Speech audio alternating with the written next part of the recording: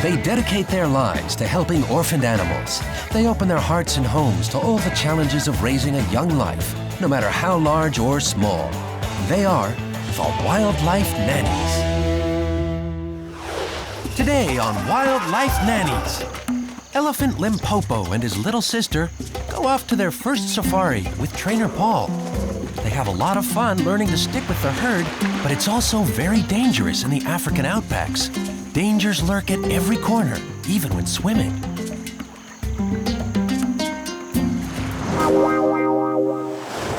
It's also an exciting day for 3 baby baboons. Their nanny Corinna and her husband John take their triplets out into the wilderness for the first time. They must learn strong teamwork, otherwise they won't survive the harsh climate of the savannah.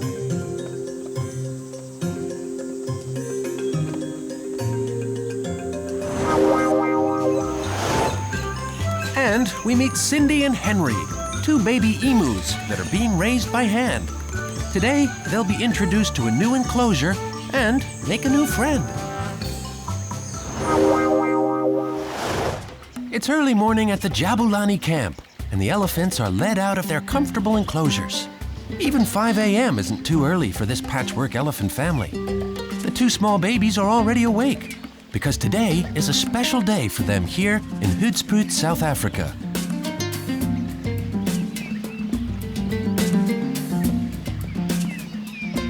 Big preparations are on their way, and all the elephants are already doing their morning warm-up. This tiny little one is Klasiri. She's only about 18 days old now.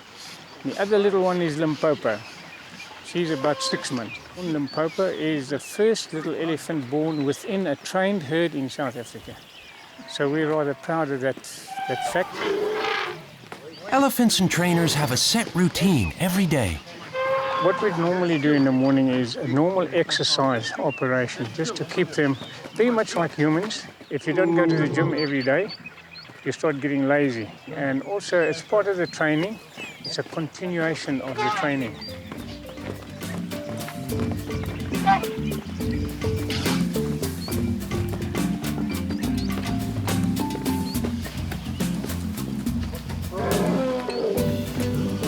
Most of the elephants at Jabulani camp come from Zimbabwe, where they were used for heavy labor.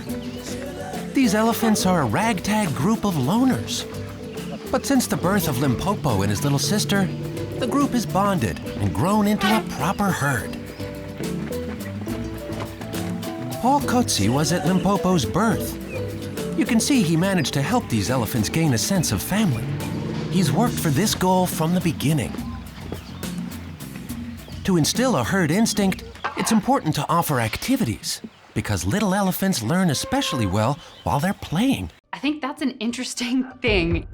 This one piece will make 52 layers. Watch on mobile devices or the big screen, all for free. No subscription required. The training is it's a process that continues from the time they're born. As you'll notice, it's not a physical training as such at this point in time. They do what mother does. If mother kneels down, she'll kneel down. And we obviously put a command to it. We must bear in mind all the commands we give elephant, they do in nature. In other words, they do shake their heads. As soon as they shake their heads, you put a command to it. And they pick it up. Being so intelligent as a dolphin, they actually do pick it up. But some things don't need any training. They just come naturally. For instance, Limpopo knows what an elephant trunk is good for.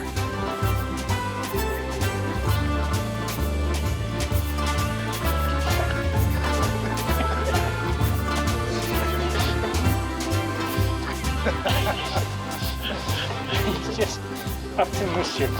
Completely up to mischief. But with all that horseplay, Will Limpopo be able to integrate into the herd and follow it on a long trek through the wilderness?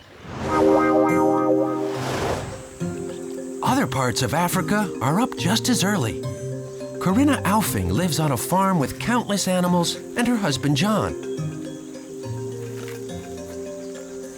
This German came to Karabib, Namibia 15 years ago and fell in love with the country and its animals. Although she takes care of many animals, her 3 baboon foundlings, Stocky, Drecky, and Boykie, need special care from the Aufings. Corinna found these tiny babies starving in the wild and gave them a new start in life at her home.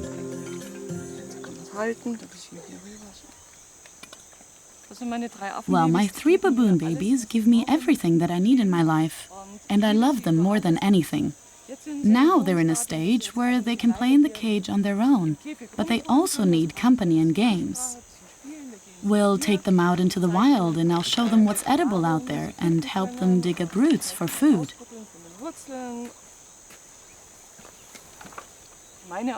My main job is feeding and delousing them.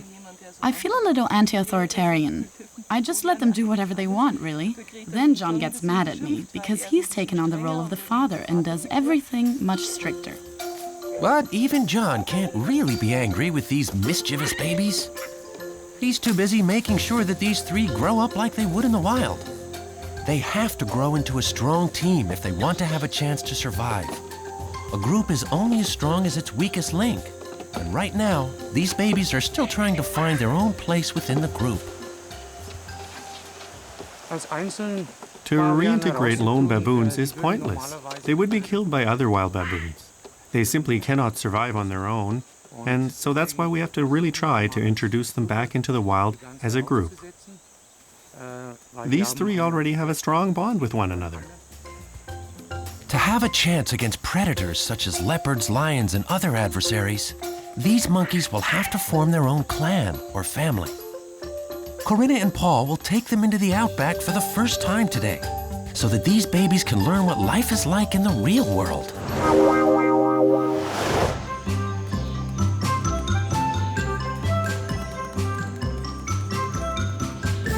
These 2 fellows are in a real hurry, and no wonder. These 4-week-old emu babies are starving and on a search for their nanny Matthias. It's lunchtime at Loro Park on the Spanish island of Tenerife. So, hey you 2, how are you? Cindy and Henry know that Nanny Matthias has already prepared lunch for them in his office. But as with any growing baby, food never arrives fast enough. So, food for you. Let's put a towel down here first. See? Watch it. Ooh, that's my hand you're nipping at there. Yes, they're very hungry. I'm their foster father, especially because emu eggs are hatched by the father, not the mother. He also takes care of the young afterwards. The female lays the eggs and then leaves all the rest for the male, the hatching and the feeding. They are truly emancipated birds, so to speak. Okay, it's time for dessert. We still have some fresh salad. Cindy and Henry have adopted their stepfather Matthias and are completely fixated on him. After all, he raised them in his office. Come on, Henry, you too. Dessert is a few more vitamins. Hey, you're letting Cindy eat everything. Is that enough? One has to eat a lot if one wants to grow into an adult emu.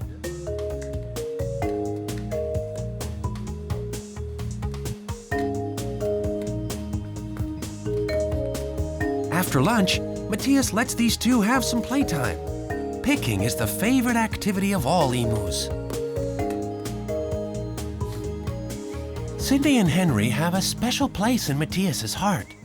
They saw the light of day in a rather unusual way. So this is the incubator in which the emus hatched. It's the first time that we've had emu babies. We had just received this apparatus when we got the eggs.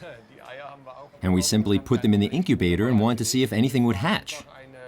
It was a really exciting time. We didn't even know if the eggs were fertilized. We just wanted to try. It was a really happy moment indeed when we saw that we had chicks in there. And so a little accident became a wonderful surprise. Unfortunately, growing Cindy and Henry now have to find a new home at the park.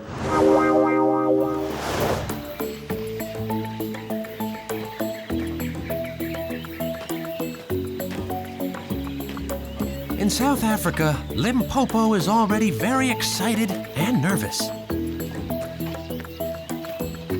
There's an exhausting day ahead of him. This little clown and jokester will be allowed to participate in a safari for the first time. He's got to get used to being, with mother on safaris.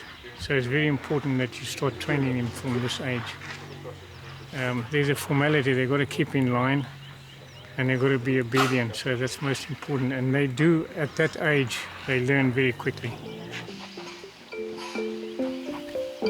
Even though his legs are much shorter, Limpopo will have to learn to keep up with the rest of the herd today. It's very important to understand that the elephant are not tame elephant. They are trained elephant, and it's very important that we do not make a mistake by construing that elephant or tame. Visitors to the park can learn a lot about all the different animals on the elephant safari.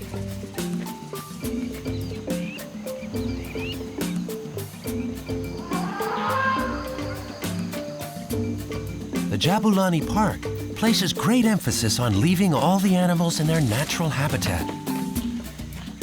Even though the elephants are used to humans and respect Paul, they're mostly self-sufficient.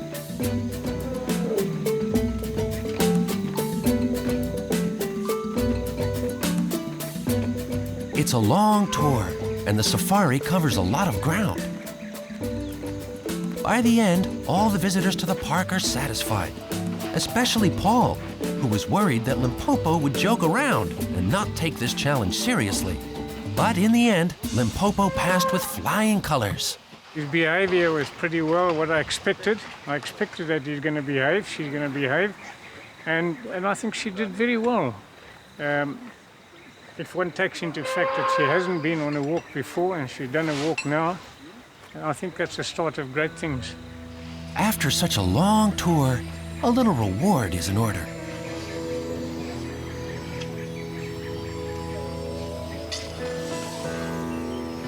The elephants are not just hungry after such a long trek, but also thirsty and dirty. Paul's treat to Limpopo and the others today, a nice long bath in the river. But there's also danger lurking at the rivers of Jabulani Park. And one never knows what can happen in the wild.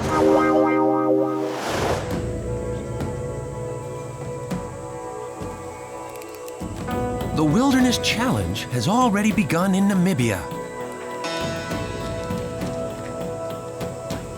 3 little monkeys have to remember and learn 3 things today. Corinna and John will help them with their challenge, but they can only guide the baboons. The learning process has to come from the baboons themselves. They're quick to adapt and understand the fruits and all the other things we're showing them. It shows that they haven't lost their natural instinct and that they still know what's good for them and what is not. They know all on their own which fruit they should eat and where they should dig. One just has to help them a little. There are lots of things to learn for these 3 baboons. Which roots are edible? Which fruits taste okay and which don't? Even climbing into a wild tree is a foreign concept to them. At the same time, the different personalities of Boykie and Stocky are becoming apparent to their foster parents.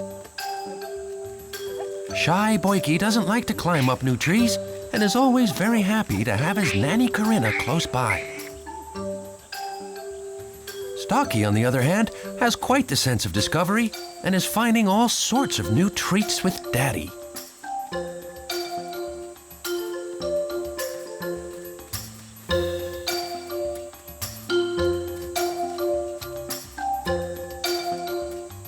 And even if their roles aren't entirely clear yet, Stocky, Drecky, and Boykie are well on their way to becoming a functioning team in the wilderness, thanks to Corinna and John's guidance.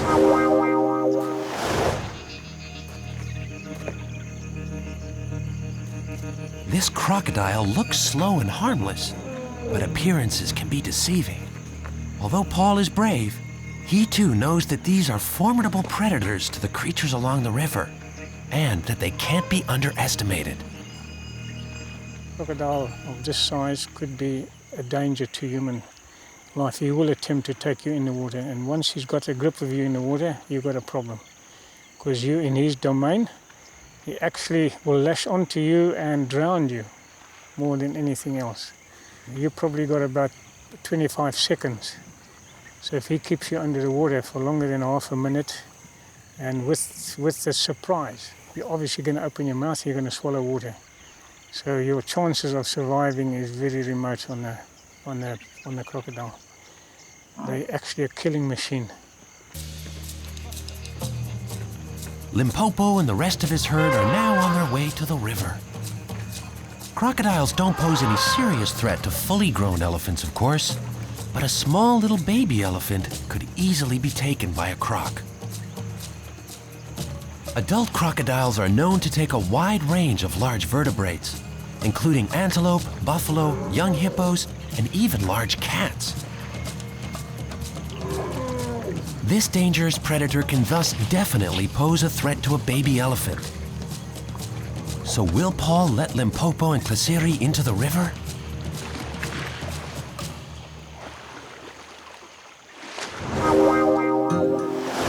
In Namibia, Corinna's 3 babies have found enough food in the wilderness on their own. The watchful foster parents already know which of their foundlings has leadership qualities. One can see by Stocky's behavior that he'll become the future alpha male of the group. It's not strange, he's just very independent. He doesn't let the others get away with anything. And we always have to force him a little when we want him to do something. He'll be able to lead a clan because of these alpha male qualities. And I have to say that there's a good chance that he'll lead a large clan out in the wild one day. But even fierce leaders can be distracted by a peanut. Only then will Stokey hold still and let his nails be cut by John. But these 3 have no idea what's next on the agenda.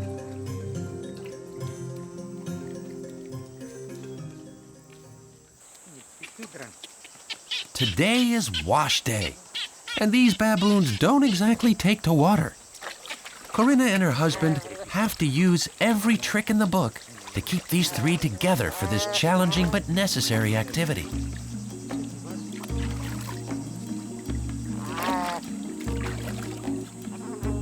While Boyke endures the washing process and maybe even enjoys it a bit, John guesses what a difficult chore is ahead of him when it's Stokey's turn in the tub.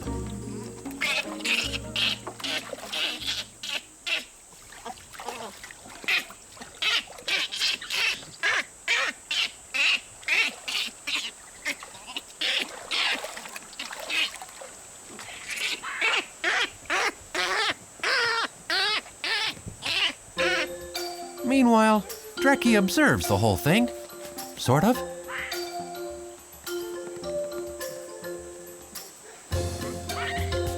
In the end, the monkey family is happy again, and Stokey's ready to plan the evening program for tonight.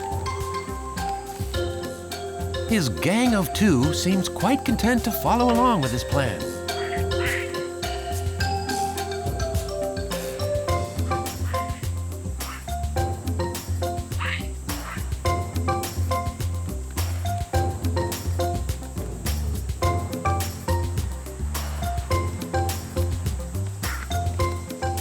While her babies are frolicking in the last rays of the setting sun, Corinna is already planning a special surprise for dinner.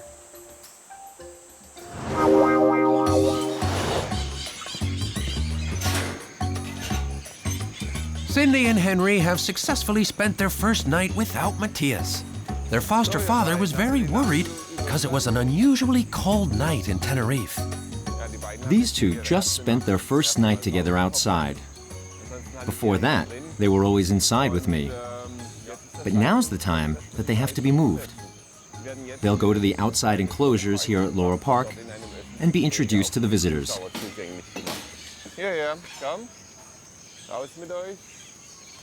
And so Cindy and Henry now have their big debut ahead of them. At first, they seem a little timid. Maybe they have stage fright. But before long, they're racing after Nanny Matthias again, just like always. Come on. Let's go. Come on, this way. No, not to the side. Yes, come on. Just jump over it. There's one insurmountable obstacle. But where there's a will, there's a way. After all, these two are curious to meet their new playmate and companion. This is Uncle Tom, an ancient turtle here at the park.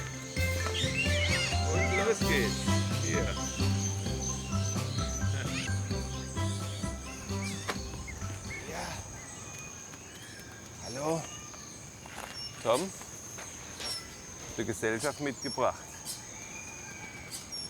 Das hast du in deinen letzten 40 Jahren auch noch nie gesehen. Ja?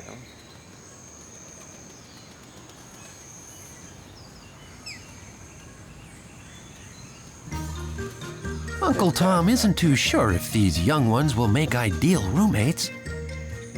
But it looks like these three will at least be able to compromise and maintain a friendly existence together.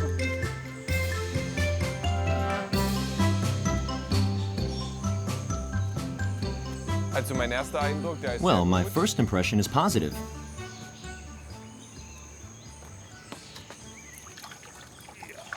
Here you go.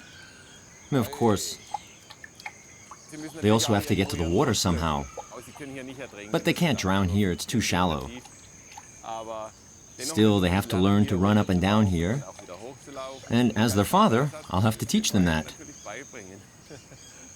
Hey, get up there. Okay.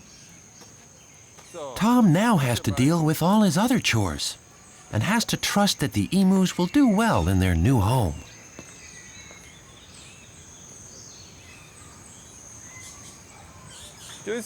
Goodbye, you two. If anything goes wrong, at least he'll be able to check up on them. And they now have Uncle Tom to look after them a bit.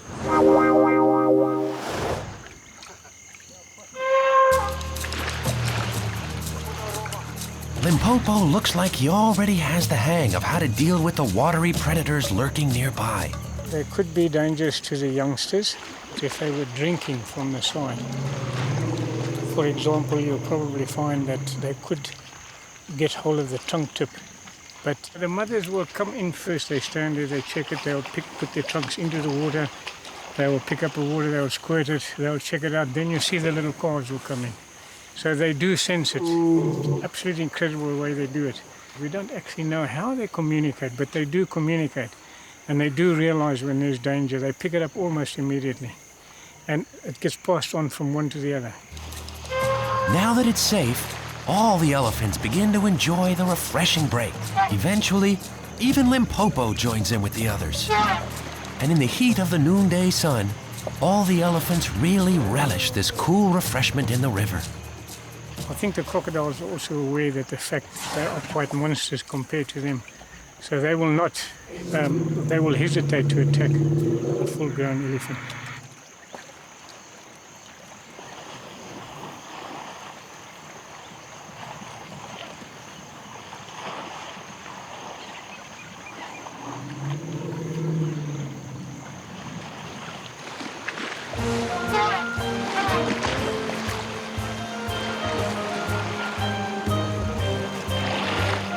While the crocodiles are hesitating and merely observing, the elephants use the protection offered by the entire herd to enjoy the waters a little longer. It looks like nature's taken care of the potential danger by itself. In the natural environment, they normally try and get into the water at least once a day. They love swimming. They absolutely adore it. They spend up to an hour in the water.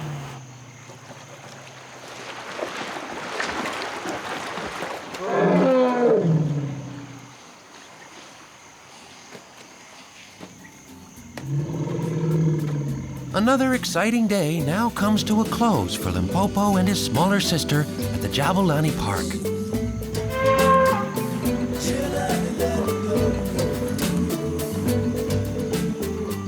There will will be more playful times with the other elephants, and over the years, they'll grow into big elephants under the protection of the rest of the herd.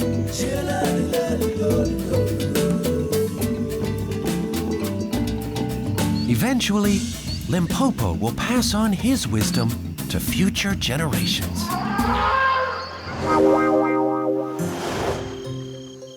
It's dinner time, and Corinna and John have prepared a challenging meal for these three little foundlings. The three small baboons love their dinner, and of course Stocky, the growing alpha male, has to test his boundaries.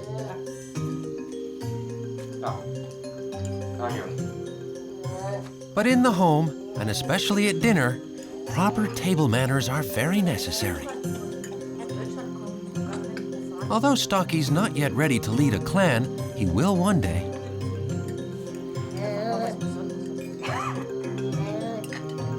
In the meantime, these three will learn more survival skills and continue to be cared for by Corinna and John until they're truly ready for life in the wilderness.